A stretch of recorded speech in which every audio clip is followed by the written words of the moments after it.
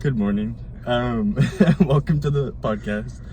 Today, we're explaining to Olivia what Dobbs v. Jackson was. The full name, Dobbs v. Jackson, Women's Health. Basically, it overturned Roe v. Wade, which was a case, I want to say like 50 years ago. And it basically just said that abortion rights were protected under the Constitution. But this case, involving a Mississippi state law that banned most abortion operations after the first 15 weeks, was taken all the way to the Supreme Court and decided upon in 2022. And basically, it overturned its original ruling that abortion was protected under the Constitution and made it to where it's not anymore. So, like, states can make their own laws about it. Like, yeah. Some states, it's still legal, but if a state wanted to not make it legal, it could. Yeah. Because it's no longer protected under the Constitution. So, basically, it was ruled 6-3 because the court has, like, the newly, like, super conservative majority. It was along all party lines, so all the Republicans voted to overturn Roe v. Wade, and then all the Democrats voted to, like, be like, no, keep it protected under the Constitution. So, and hold on, let me make sure I'm answering all the questions. Okay, the majority opinion. So the majority opinion held that the Constitution, the majority opinion held that abortion is not a constitutional right, as the Constitution does not mention it, and its substantive right was not deeply rooted in the country's history. So basically, it was like the Constitution doesn't say anything about it, so like we can't even make a ruling on it. It's like up to the states what they want to do. Not like we can't make a federal, like, it's legal because it's not even mentioned in the Constitution at all. Yeah. And then the concurring opinion by Justice Roberts filed an opinion concurring in the judgment, meaning that he agreed with the majority opinion, but for like a different reason. He would take more measured course and only overrule the viability line that Roe v. Wade established. So he still agrees, but just for a different reason. And then the dissenting opinion, which was everyone who voted to keep Roe v. Wade the same. So like the three, and not the majority. The dissenting noted that about a quarter of American women will have an abortion before age 45. The impact of overruling Roe and Casey will be more severe on poor women, and the expectation of reproductive control will like decline. Like, we're taking away rights that have been established for like 50 plus years, so like women are losing rights with like this like overturn, right? Right. Okay. Okay. So, thoughts on that? Because it's been a lot of me talking. It's just crazy how they can do that. Yeah.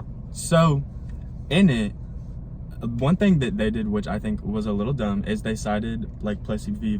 the overturn of Plessy v. Ferguson in Brown versus the Board of Education to say why it's important that they overturn Roe v. Wade, because basically Plessy v. Ferguson was like separate but equal, like which basically just meant like segregation and all that, you know. But Brown v. Education was like, no, that's not right. Like, separate isn't equal. So like they need to like, we need to be together. Like, separation or segregation is bad. And they cited that as for the reason why it's important that like they should be able to like overturn big cases like this that have like granted rights to people for like 50 plus years, and now it's all of a sudden being taken away because there's a new conservative majority in court. I don't know. That's just our opinion, and it's our podcast, so we can say whatever we want. So get over it. No, that is. But yeah. Stupid. I think that answers the question. Do we believe the ruling was correct or incorrect? I believe it was incorrect. I think that, like, it is, like, in my opinion, taking away rights that women have held for like 50 plus years, and in doing this, like, for a lot of American women in like more conservative states, like, their mothers will have had more rights than they do now, and I think that's really messed up and really sad. But you know, I am not on the Supreme Court, so what impact did this case have on America? I mean, I remember it happened like, I don't remember exactly when it happened, I want to say it was low-key over the summer. Because I feel like it was really big news. Mm-hmm. And then, so, the impact is a lot of people were outraged, and a lot of people say that the reason Republicans had a bad show out in the midterm elections this year was because of the fact that the conservative majority court overturned Roe v. Wade. So a lot of people were like, oh, Republicans aren't for abortion rights, but I really appreciated having those, and now they're taken away because of this new conservative majority, so I'm not going to vote conservative in this election cycle. And I mean, there was supposed to be a red wave, but it was not giving red wave, you know? Mm-hmm.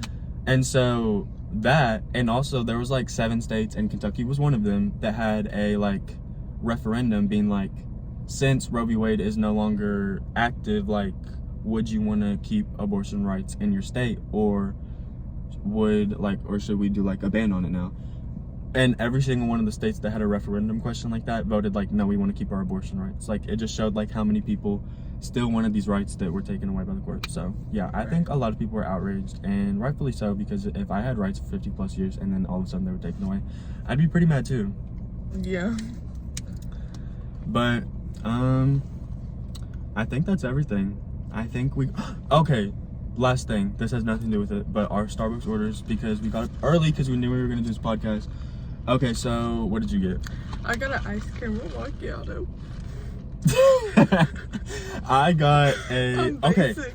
I literally walked into the Starbucks and I was like, I want a brown sugar oat milk shaken espresso. Yeah. Like, I got like, oh, it's my favorite Starbucks drink, and it's not always available all the time. And then when she asked what I wanted, I was looking at pistachio cream cold brew on the board, and I just said it out loud. And then it was already too late to be like, no, I want this. And so I just went along with it. And honestly, it's not that bad. So like, maybe a new fave drink. It's just too dark for me. Well, I yeah. like light coffee. It was like pitch black until I mixed it. But okay, that is the podcast. I don't even know if this will send to my phone, so Olivia might have to come and watch us together.